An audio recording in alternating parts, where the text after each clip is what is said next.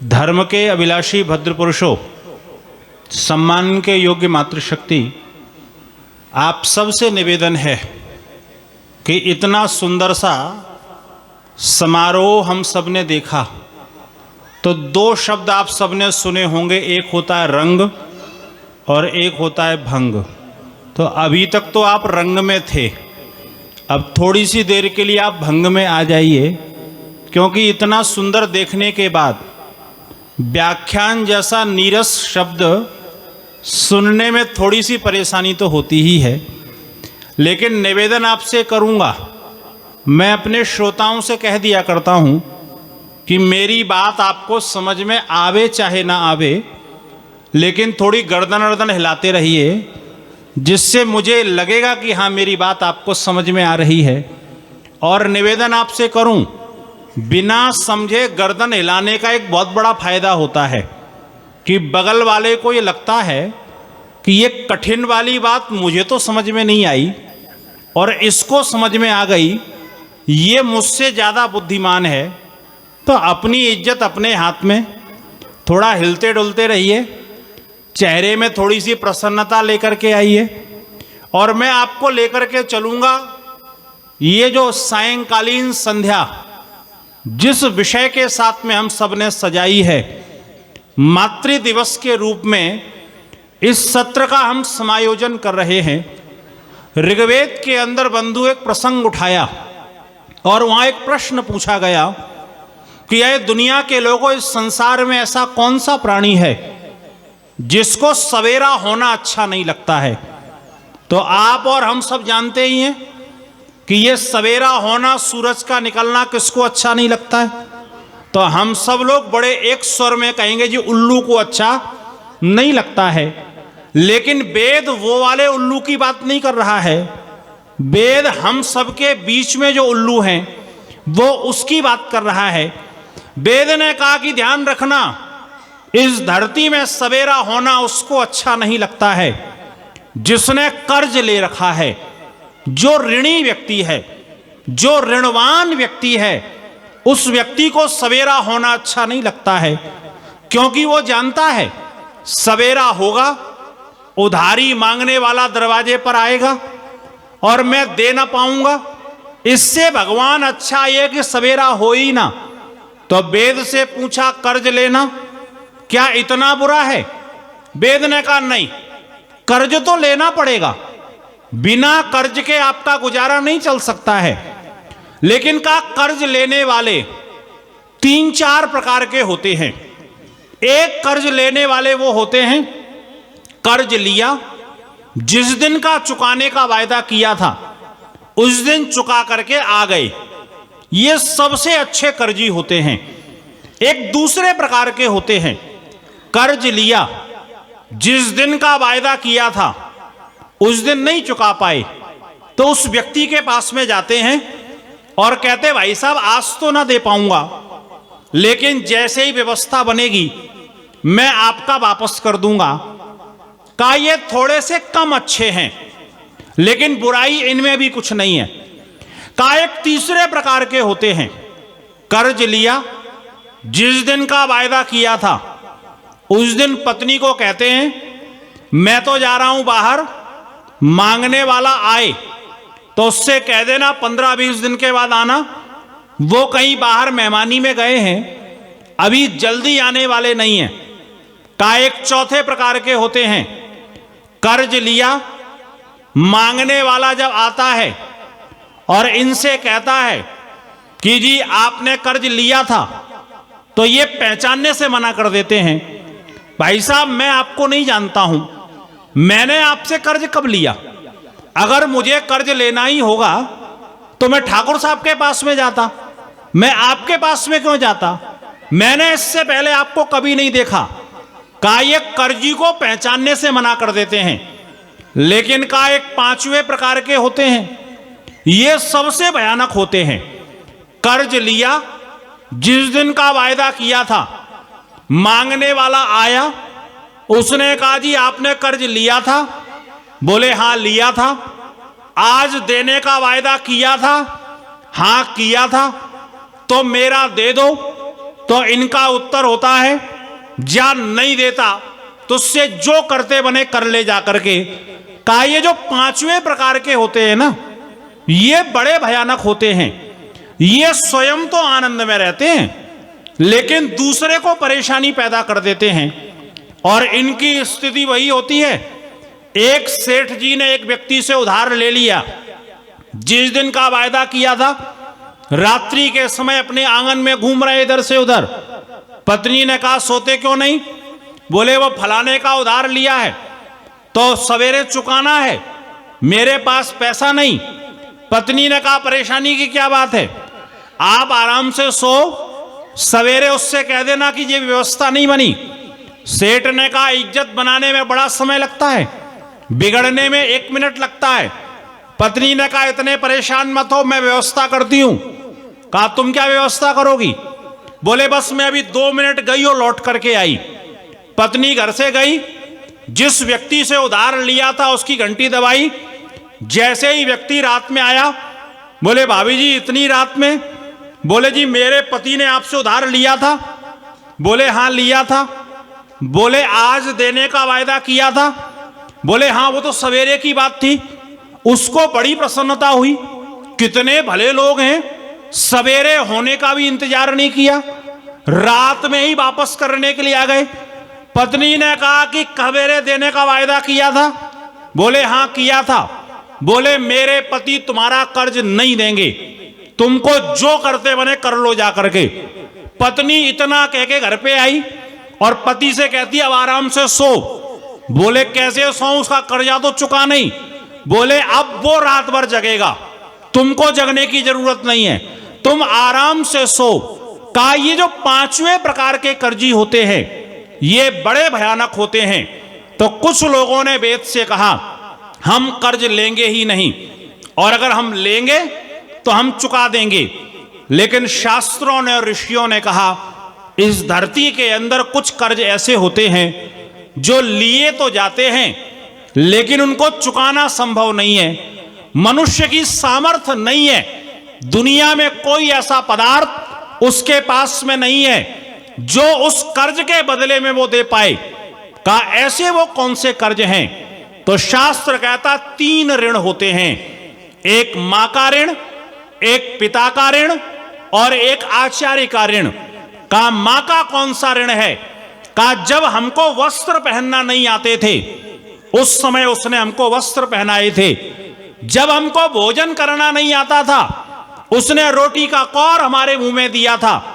जब हमको बोलना नहीं आता था उसने हमको बोलना सिखाया। जब हमको चलना नहीं आता था उसने उंगली पकड़ करके हमको चलाना सिखाया। दुनिया में ऐसा कौन सा पदार्थ हमारे पास में है जो उसको दे करके हम मां के ऋण से उऋण हो जाएं? इसीलिए तो युधिष्ठिर से जब यक्ष ने पूछा था कि इस धरती से भारी कौन है, तो युधिष्ठिर ने जवाब दिया था दुनिया में और बहुत सारी चीजें हैं लेकिन धरती से भारी अगर कोई है तो वो मां है। जब बचपन में गुरुकुल में ये शब्द पढ़ा तो हंसी भी आई और लगा कि युधिष्ठिर ने कौन सी बात कर दी।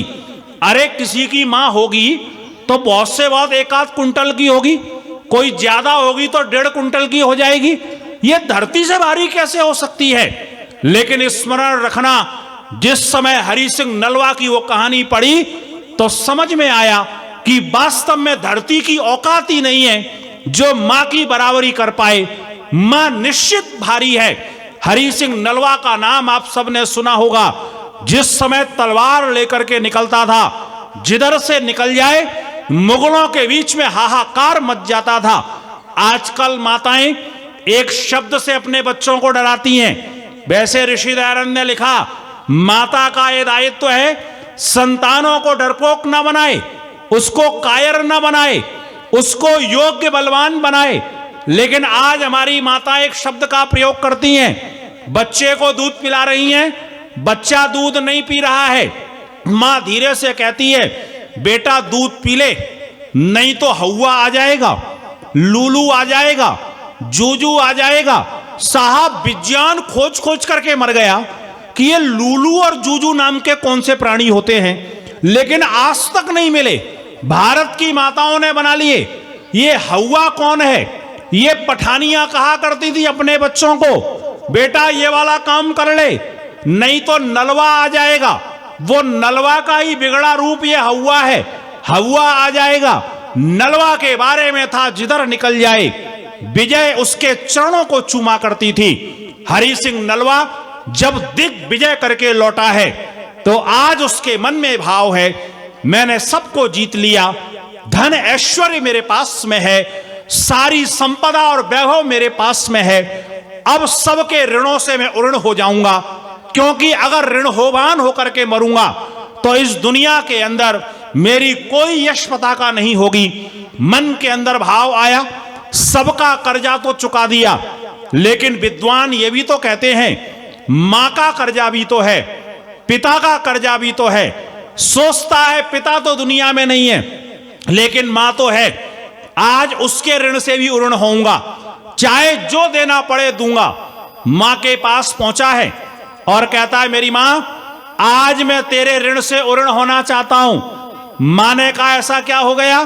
बोले मां मैं ऋणमान नहीं बनना चाहता हूं, एक बात सुनो, तुम्हें आज मुझसे जो मांगना है तुम मांग लो और मैं उसको दे करके ऋण से मुक्त होना चाहता हूं। मां ने मुस्कुरा करके कहा मेरे बच्चे मां को क्या चाहिए? बेटे उन्नति करें, संतान आगे बढ़े, मां इससे ज्यादा और क्या चाहती है? तू उन्नति कर रहा है, मेरा यश चारों तरफ फैल रहा है, मुझे तुझसे कुछ भी नहीं चाहिए। इसने कहा नहीं मां, आज तुझे मांगना पड़ेगा और तू आज मुझसे मांग ले, तुझे क्या चाहिए? मां ने देखा अरे इसको तो बड़ा अहंकार आ गया, ये जरा सी दिग्विजय क्या कराया, इसको लग रहा है मां के ऋण से ऋण हो जाएगा। मां ने कहा बेटा अगर तेरी यही इच्छा है तो मेरा एक काम कर दे। बोले मां कौन सा काम? बोले आज रात को मेरे पास में सो जाना। इसने कहा मां बस इतना ही है, इसके बाद मैं तेरा ऋणी नहीं रहूंगा। मां ने कहा नहीं रहेगा। बोले पूरा चुक जाएगा? बोले हां पूरा चुक जाएगा। कहा ठीक है मां, आज रात को आपके पास सोऊंगा। बंधुओं कहानीकार लिखता है इतिहासकार कि रात्रि का समय आया, मां पहुंची बिस्तर पर, हरि सिंह नलवा भी मां के पास में पहुंचा है, वहां आराम के साथ में सो रहा है। कई दिनों की दिग्विजय की यात्रा के बाद लौटा है, थका हुआ है, और ये स्मरण रखना बाहर कितनी ही व्यवस्थाएं क्यों न मिल जाएं, लेकिन अपने घर में जाकर के जो नींद आती है वो व्यक्ति को नींद कहीं पर नहीं आती है। और पास में मां हो, मां का आशीर्वाद हो, मां की छत्र छाया हो, तो फिर नींद कितनी निश्चिंतता पूर्वक आती है। हरि सिंह सोया है, लगभग 11 बजे हैं। मां ने धीरे से पकड़ के हिलाया। इसने कहा मां क्या हुआ? मां ने कहा बेटा प्यास लगी है। इसने आंखों को मसा और कहा मां इतनी ठंड में रात में कौन पानी पीता है, और वो भी ठंड आपके हरियाणा और पंजाब की, उस ठंड का तो कहना क्या है। वो आंख मसते हुए उठा, गया, पानी लेकर के आया, पात्र में पानी दिया। मां ने आधा पानी पिया और आधा पानी लेके बिस्तर में फैला दिया। जैसे ही फैलाया, हरि सिंह गुस्से में बोलता है मां ये क्या करती हो, बिस्तर गीला कर दिया। मां ने कहा बेटा देख बुढ़ापे का हाथ है, हिल जाता है, क्या करूं? हिल गया मेरा हाथ भी, कोई बात नहीं, तू सूखे में सो जा। ये फिर से सोया।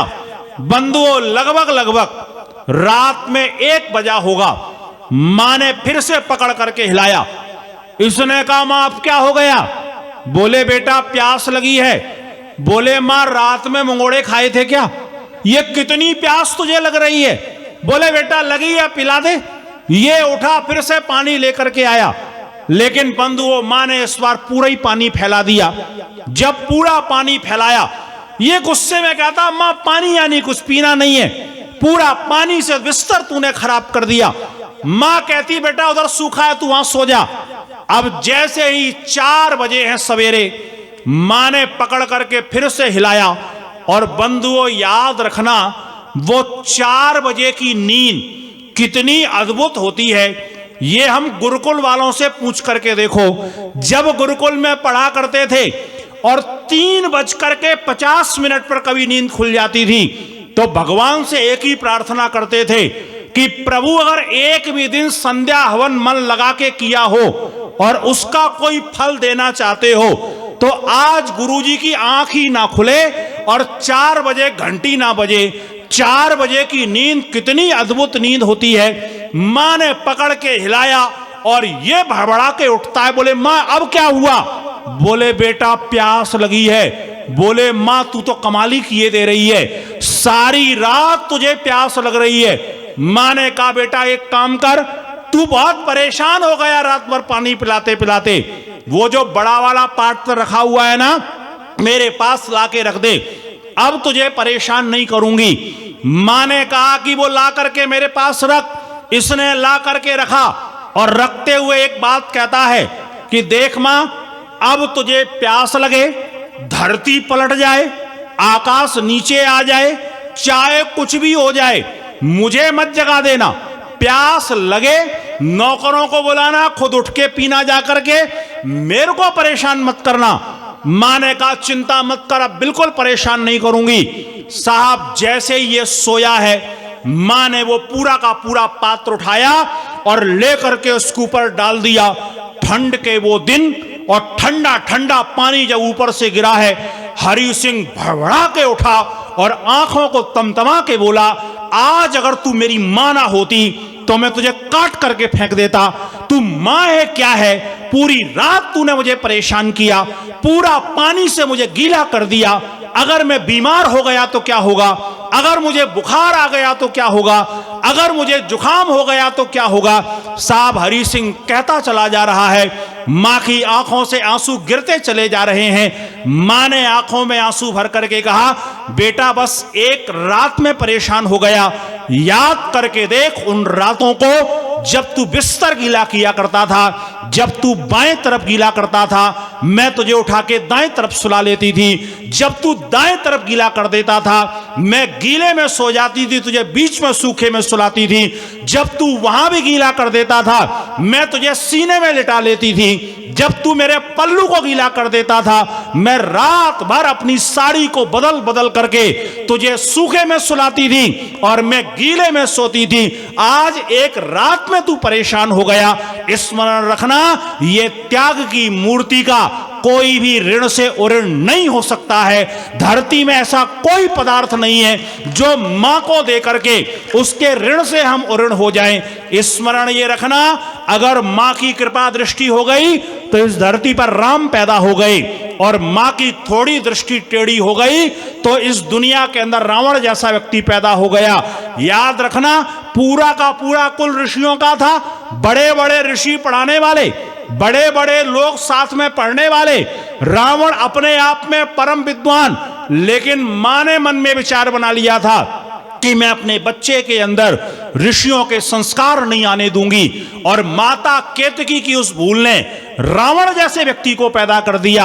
और एक माता कौशल्या ने जब अपने विचारों को सात्विक रखा और धर्म से युक्त आचरण करके, तो इस धरती के अंदर राम और लक्ष्मण जैसे लोग आ गए, जिन्होंने जंगल में खड़े होकर के अपने दोनों हाथों को ऊपर करके एक घोषणा कर दी थी कि निश्चर विहीन इस सारी धरती को हम कर देंगे, एक भी राक्षस को इस धरती के अंदर हम रहने नहीं देंगे। मां के उस स्वरूप का स्मरण करके देखिए, जब ये ब्रह्मवादिनी बनी तो गार्गी बन करके उत्तर प्रदेश से चल करके और नेपाल की उस धरती पर पहुंची जाकर के, जहां पर पूरे के पूरे ऋषि और मुनियों की एक श्रृंखला चल रही है, जहां बड़े बड़े विद्वान पहुंचे हैं। राजा जनक की वो सभा सजी हुई है जहां इस बात पर विवाद चल रहा है कि दुनिया का सबसे बड़ा विद्वान कौन सा है, और उस बात को खत्म किया महर्षि याज्ञवल्क्य ने, और उन्होंने कहा कि देखो मैं अपने आप को बड़ा विद्वान तो नहीं मानता हूं,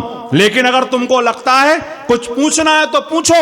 वहां विदग्ध साकल्य जैसे लोग बैठे हैं, वहां पर बड़े बड़े विद्वान बैठे हैं, उशस्ती जैसे विद्वान बैठे हैं, लेकिन सारे लोग याज्ञवल्क्य से प्रश्न पूछ रहे हैं, किसी को प्रश्न पूछना नहीं आ रहा है। तब मेरे देश की वो माता खड़ी होती है और गार्गी कहती है, सुनो इस विद्वान से मैं 3 प्रश्न पूछूंगी, अगर उसका उत्तर इसने दे दिया तो तुम में से एक की भी औकात नहीं है कि इस विद्वान के सामने तुम खड़े हो जाओ। और जब प्रश्नों की जड़ी मेरी उस माता ने लगाई तो महर्षि याज्ञवल्क्य जैसे विद्वान को भी कहना पड़ा, गार्गी अति प्रश्न मत पूछ, मूर्धा ते पतिष्यति, तेरी ये मूर्धा गिर करके जमीन में फट जाएगी, तू अति प्रश्न के ऊपर चली गई है। ये माता का रुतबा हमारे देश में होता था। जब माता ने हाथ में तलवार उठाई तो वो रानी लक्ष्मीबाई का जो आप देख रहे थे वो बन करके हमारे सामने आई। माता का जब रूप सुदृढ़ रहा तो ये देश उन्नति के सोपान पर चढ़ता रहा। जब तक इस देश की माता ने महर्षि याज्ञवल्क्य की, महर्षि यास्क की वो पंक्ति स्मरण रखी, माता निर्मात्री भवती, तब तक ये देश उन्नति के सोपान पर चढ़ता रहा। जब तक माता निर्माण करने वाली रही, माता ने विशेष समायोजना के द्वारा, माता ने विशेष ज्ञान के द्वारा, माता ने विशेष पुरुषार्थ के द्वारा, माता ने विशेष योग्यता के द्वारा जब अपने बच्चों का निर्माण किया, याद रखिएगा, अपनी उन माताओं को भी याद करके देखिए, माता अपनी एक एक क्रियाओं के द्वारा अपनी संतानों को सिखाने का प्रयास करती थी। आप सबको वो दिन याद होंगे, जो भी आप 50-60 वर्ष के बैठे हुए हैं, अपने 20-30-40 वर्ष पीछे लौट करके देखिए। हमारे घरों में एक परंपरा होती थी, जब हमारी माँ रोटी बनाया करती थी ना, तो पहली रोटी बच्चे के हाथ में देती थी और कहती थी, बेटा जा वो गाय बंधी हुई है उसको दे करके आ। अंतिम रोटी वो निकालती थी और जा करके कहती थी, बेटा ये ले जा कुत्ते को दे करके आ।